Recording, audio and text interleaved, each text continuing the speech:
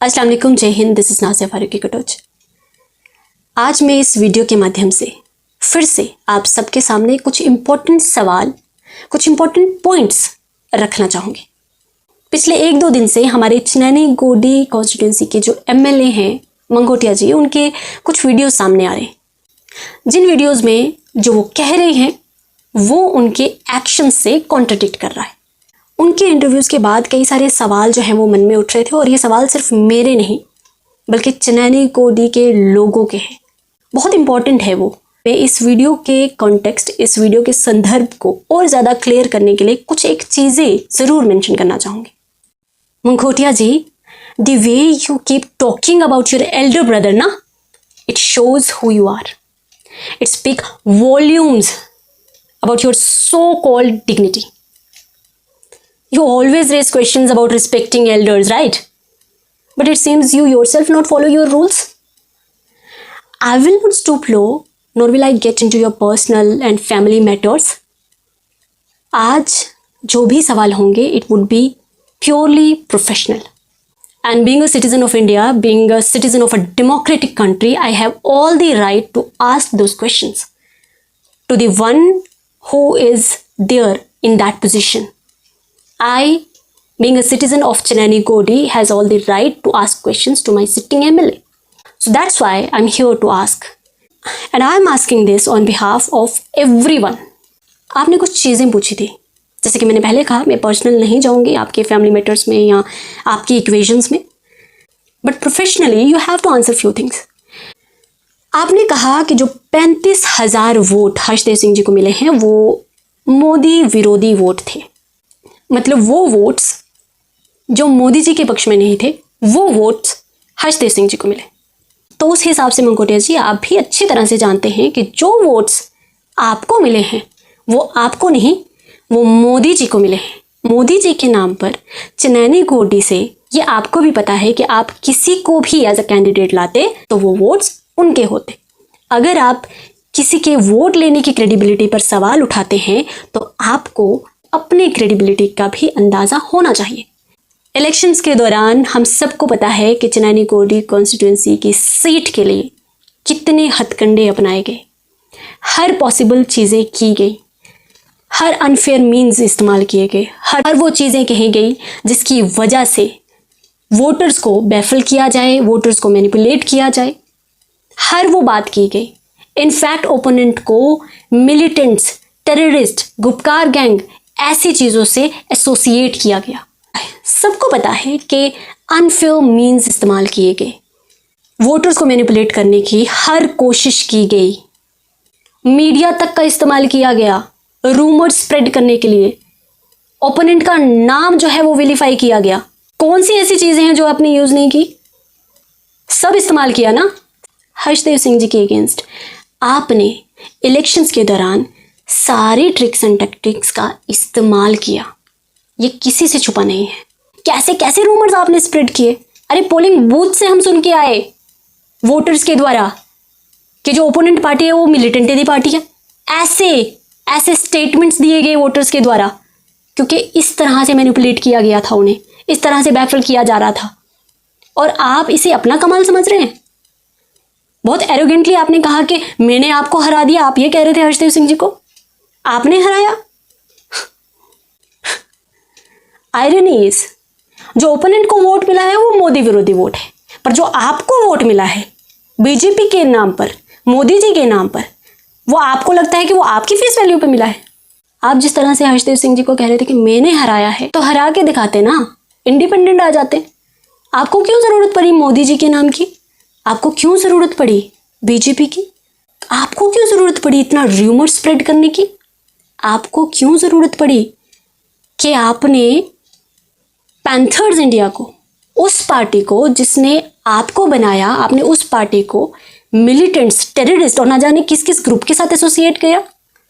आपको क्यों ज़रूरत पड़ी? अगर आप इतने काबिल थे तो आपको क्यों ज़रूरत पड़ी कि आपको देश के होम मिनिस्टर को बुलाना पड़ा हर्षदेव सिंह जी के अगेंस्ट? आप तो इतने काबिल थे।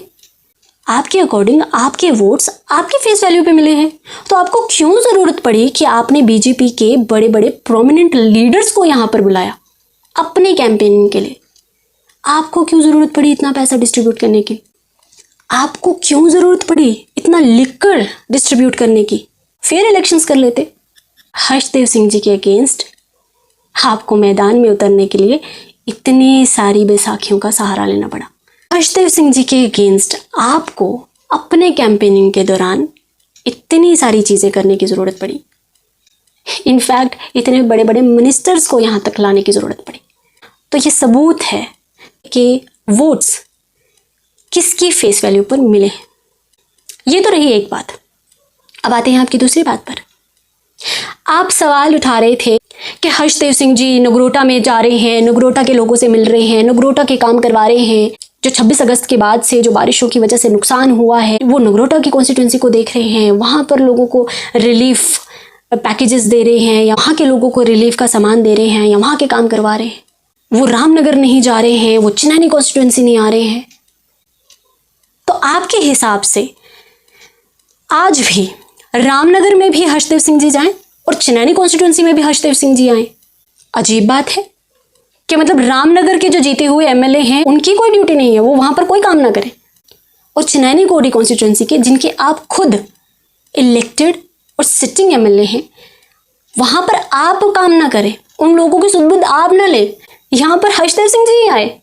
तो आप क्यों उतरे मैदान में? आपने क्यों सीट ऑक्यूपाई करके रखी है? अगर यहाँ चिन्नैनी कोडी कॉन्स्टिट्यूंसी और रामनगर कॉन्स्टिट्यूंसी में जीते चाहे कोई भी, मगर काम जो है वो हर्षदेव सिंह जी ही नहीं करने हैं, तो मतलब क्या है आप लोगों के जीतने का? चिन्नैनी कोडी कॉन्स्टिट्यूंसी के लोगों ने 26 अगस्त के बाद कितना सफ़र किया, कितना नुकसान झेला, वहां आप नहीं जाओगे, हर्षदेव सिंह जी जाए वहां पर। आप चाहते हैं कि उन एरियाज का भी वो विजिट करें। हर्षदेव सिंह जी सिटेड एमएलए नहीं है, स्टिल वो वही काम कर रहे हैं जो एक सिटेड एमएलए को करना चाहिए, वो वही काम कर रहे हैं जो एक ट्रू लीडर को करना चाहिए। उन्होंने चिन्नैनी कोडी कॉन्स्टिट्यूंसी में पहले भी काम किए थे, आज भी कर रहे हैं। उन्होंने रामनगर में पहले भी काम किए थे, आज भी कर रहे हैं। उन्हें चेयर की या पोजीशन की कोई ज़रूरत नहीं पड़ रही, अपना फ़र्ज़ तब भी निभा रहे हैं। मगर आप लोग कब निभाओगे?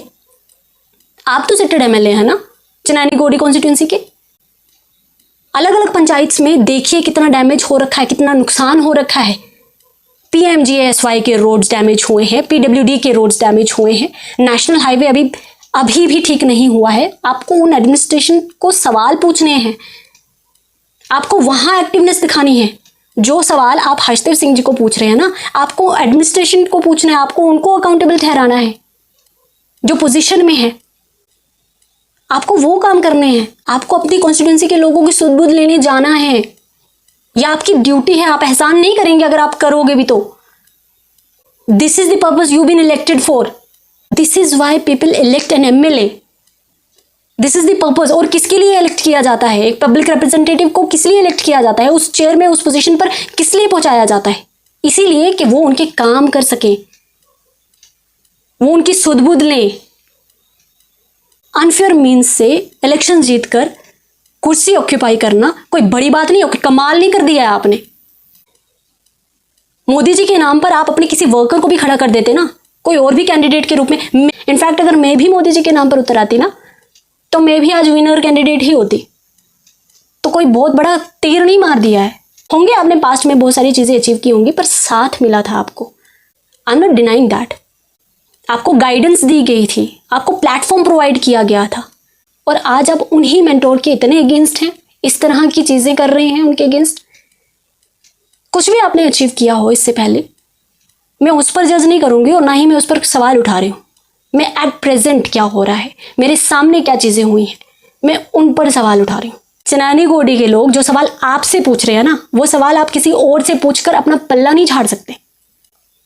आपको अकाउंटेबिलिटी लेनी पड़ेगी।